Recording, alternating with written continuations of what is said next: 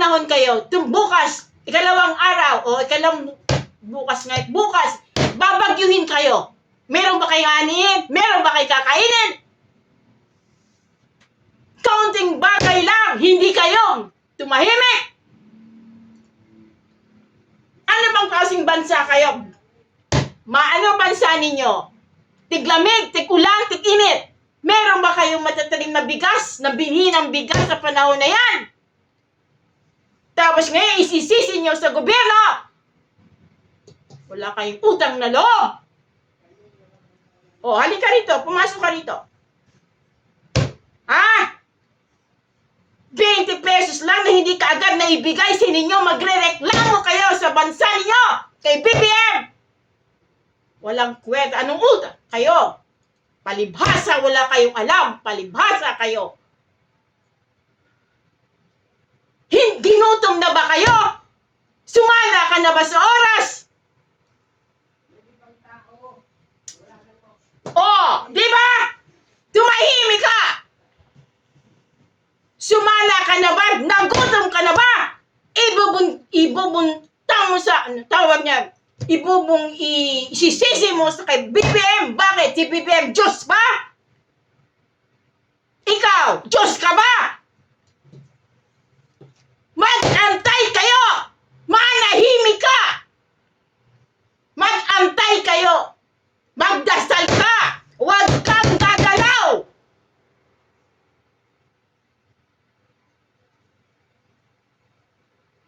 Tumahimik kayo! Hindi kayo sausaw dito, sausaw doon, palibhasay, bobo, mangmang! May salapi ka ba? Ha? May pera ka ba? Hindi lang kayo nabigyan ng presyo ng 20 pesos, nagkandalaitin na kayo! Mag-antay ka! Naintindihan mo? Mag-antay ka! Babagyuhin kayo! Ilang bagyo, ilang lindo lang dating sa inyo! Sisisihin nyo kay BBM! Magdasal kayo sa Diyos! Manalangin kayo! Nabigyan ng biyaya ang bansa ninyo! Hindi yung sisisihin ninyo yung taong nakaupo sa Malacanang! Hindi Diyos yan! Manahimik kayo! Kaya palibhasa, wala kayong wala kayong pananampalataya sa Diyos. Ano yung presidente na lumuluklok sa Malacanang? Come and go lang yan. Hindi yan ang Diyos. Manalangin kayo sa Diyos na bigyan kayo ng 20 pesos na bigas. Oh, kita mo? Oh, manahimik ka. Ayaw ko na marinig ang boses mo. Oh, see? Ikaw na. O, ngayon, eto na. Walang personalan. Wala na tayong mag-usapan pa. Huwag mong ididikdik ang gusto mo. Malaya ang bawat isa. So, ako ay nagsasalita. Ako ay nagwiwika. Manahimik ka. Makinig ka. O, hindi lang yung isip mo. O, makinig ka. Dahil binagkalooban kayo ng Diyos ng isang Pangulong mayaman. Subalit, anong yaman ang meron siya? Kung kayo mga Pilipino ay ganyan. Mga ugali ninyo. Wala pa nga 3 taon. Anim na taon. Pero wala pa nga siya sa kalintao. Sinusumbatan niya na yung mga pangako niya sa inyo. Bakit? Diyos ba siya? Na agad-agad ay bibigay sa inyo? Yung pinangako, yung bigas na 20 pesos? Ay naku! Ano kayo? Ha? Mag-antay kayo! Kung ano yung grasya na ibibigay sa inyo ng Diyos pamamagitan ng inyong Pangulo. Huwag niyong hamakin, huwag niyong hatulan, huwag niyong husgahan. Akala mo kung mayayabang, akala mo kung magsalita ay makapangyarihan. May pera ka ba? Wala kang pera. Oh, kaya nga, tumahimik manahimik ka, 20 pesos. Oh, ibibigay sa iyo yung 20 pesos. Kaya lang, alam mo, kayo mga tao kasi, tumahimik na kayo, hayaan mo na. Hayaan mo na sila sa gobyerno. Huwag ka na makipagsawsaw dyan. Kasi magulo yan, politika yan. Hindi mali. Tama ang ginagawa. Mali. Ang mali, kayo. Masyado kayong atat na atat. Masyado kayong maatat sa kapangyarihan dahil, anong tawag yun? Nabudol-budol kayo ni Digong. Sino? Si Digong o yung... hindi na importante yung balita. Walang kwenta yung balita kasi nga may fake news. Magdasal kayo doon kay Lord. Lord, si Lord ay hindi fake news. Yung mga balita, yung mga social media na yan, fake news yan. Kay Lord na lang kayo magdasal na sana patahimikin mo na ang bansa namin. Tapos, yung bigas po namin, Lord, ibaba mo ng 20 pesos. Bakit nyo sisisihin yung nakaupo sa Malacanang? Diyos ba yan? Kayo nagluklog dyan, Lord. Ngayon, kayo rin ang mayroong kapangyarihan na alisin siya kung hindi siya karapat-dapat. Lord, hindi kami, Lord. Dahil kami ay hindi karapat-dapat. Hindi kami ay isang ordinaryong tao lamang, Lord, na wala kaming alam. Di ba? Ngayon, akala mo kung sino ka? Diyos ka ba? Gusto mong pababain agad yung 20 pesos. Bakit? Ginutom ka? Sino? Yan nga sa inyo tao. Paano kayo aasenso niyan? Para kayong mga demanding. Doon kayo mag-demand kay Lord. Dasal kayo nandoon. Hindi kayo reklamo kayo. Masyado kang reklamador. Reklamo kayo ng reklamo kay BBM. Bakit? Si BBM ibibigay ba agad sa inyo ang lahat ng gusto ninyo? Hindi nga nabigay, galit na kayo. Anong klaseng tao meron kayo? Gusto nyo palitan agad ng gobyerno? Ganon ba kadali? Hindi kayo magtatagumpay. Kasi ang gusto ninyo ay ang gusto ninyo. Malaya, pero ano sabi ko, hindi kayo magtatagumpay kailanman dahil personal na interest yan. Mahal mo ba ang bansa mo? Kasi kung mahal mo ang bansa mo, hindi ka makikipag-ayod, hindi ka maghahatol, hindi ka maghuhusga, hindi ka magpangunahan, dahil may takot ka sa Diyos. Hayaan mo si Lord ang gumalaw dyan, hindi ako, wala akong kabuluhang tao, ako'y matanda na. Ganon, hayaan mo na sila dyan. Ilang presidente na bang dumaan sa inyo, lalo kayo nalugmo.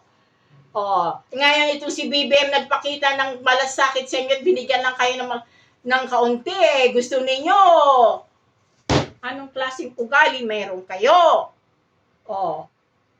Ngayon, iharap, yan, hindi ako natatakot. Bakit? Niluklok ba si BBM? Saang Anong kapangyarihan? Di ba kapangyarihan ng boto ninyo? Ang kapangyarihan ng Diyos ay sa boto ng tao. Majority, doon ang kapangyarihan ng Diyos. So ngayon, dahil ang Diyos ang nagluklok niyan sa pamamagitan ng tao, ngayon gusto niyo silang alisin. Sino kayo na hindi man lang nabigyan ng gusto ninyo? Gusto niyo ganito, ganyan, hindi agad-agad na ibigay sa inyo, maghorementado na kayo, anong tawag nito, magrereklamo na kayo, anong tawag niyan? Asa na kayo, hindi, merong isang tawag dyan. Anong tawag dyan? Yung, rebelde na kayo sa gobyerno. Di ba ang sabi ng Diyos, huwag kayong magre-rebelde. Tanggapin ninyo kung anong gobyerno meron kayo. Wala kayong gagawin kundi manalangin sa Panginoon. So, anong ginagawa nyo? Naging rebelde kayo para kasi si Judas. Hindi lang kayo napagbigyan, nagkandang na kayo. Kandamutok na yung iisip ninyo. So, hindi ka Kristiyano. Hindi ka mapahinuod. Hindi ka magpakumbaba. Lord, bigyan mo po kami ng magandang presidente. Lord! Oh. Ang hirap sa inyo tao, masyado kayong Hindi lang kayo mapagbigyan. Oh, hindi lang naibaba agad yung bigas na 20 pesos dahil nga ilang season ba? Ngayon, tiglamig. Oh, ano yung butil ninyo dyan sa bigas tinatanim nyo sa lupa? Na pwede lang pala siya sa tag-init. Pag season naman tiglamig, namamatay, nawala. O anong klase yan? Naintindihan mo yan? Oh. Ngayon, ginagawaan ng paraan ni BBM dahil merong salapit siya. So, bibili siya ng mga bulldozer, ng mga patubigan para pagdating ng tag-init, hindi mamamatay yung binhi ng bigas kasi maraming patubig. O, ikaw, nga ka ng nga, wala ka namang ginagawa. Kaya, sinasabihan ko kayo, mangmang, bobo! Ano kayo niyan? Uto-uto!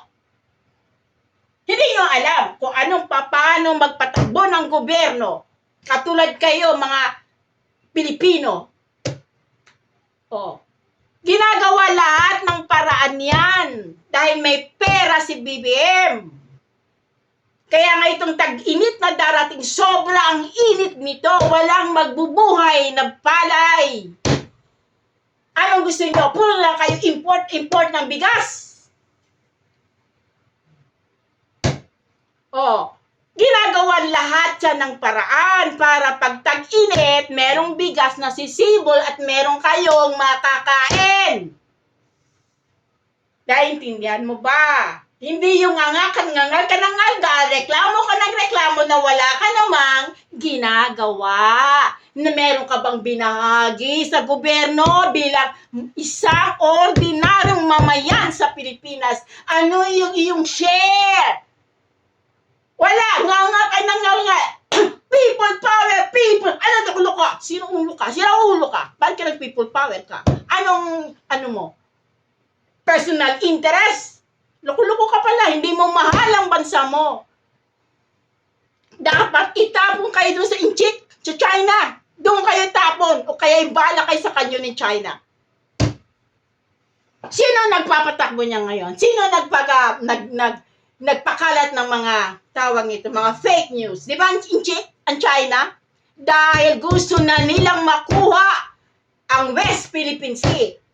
Kaya ang ginagawa ng China, sige kayo mga kapwa Pilipino, magpatayan kayo.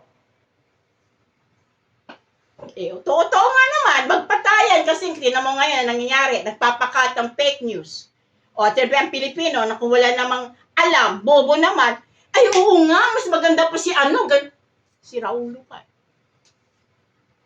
O, ang sabi ng Inche, sige, magpatay ko, kapwa Pilipino, ibaksak nyo si BBM.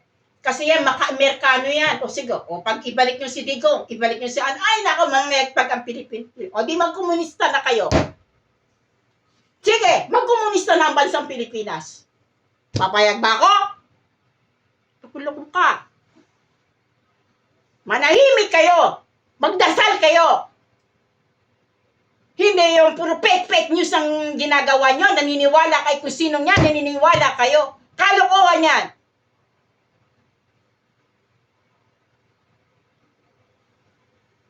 Gusto nyo bansa ninyo maging komunismo? Sino ba nagpagagalaw ngayon yung mga fake news yan against BBM? Laban kay BBM. Di ba mga komunismo, mga inchik? Sa China? O todo si Digong? Tuta ng inchik?